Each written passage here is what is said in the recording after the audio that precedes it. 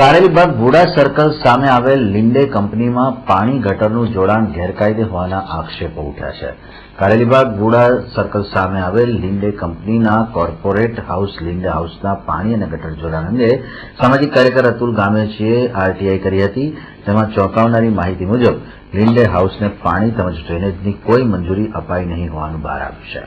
અલબત્ત લિન્ડે હાઉસમાં પાણી ડ્રેનેજનું જોડાણ ગેરકાયદે હોવાનો આક્ષેપ અતુલ ગામેચીએ કરી પાલિકા તંત્રમાં નર્યો ભ્રષ્ટાચાર ચાલતો હોવાના આક્ષેપો લગાવ્યા છે. કોમ્પ્લેક્સની આરટીઆઈ કરી હતી કે પાણીના કનેક્શન આપેલા છે કાયદેસર છે કે ગેરકાયદેસર, ડ્રેનેજ કનેક્શન આપેલા છે કાયદેસર કે ગેરકાયદેસર. જે ચોંકાવનારો ઘટસ્ફોટ થયો છે કે પાણી તથા ડ્રેનેજના કનેક્શન અંદરથી કચેરી અને ઉત્તર ઝોનમાંથી આપવામાં આવેલ નથી. સાથે અમે આજે વોર્ડ ઓફિસરની કામગીરી હતી. કામગીરીમાં આજે અમે ખોદકામ કરાવ્યું તો વરસાદી ગટર, વરસાદી કાચ, ડ્રેનેજ લાઇન બધું જ લિન્ડે કોમ્પ્લેક્સે બધું દબાવી દીધું છે.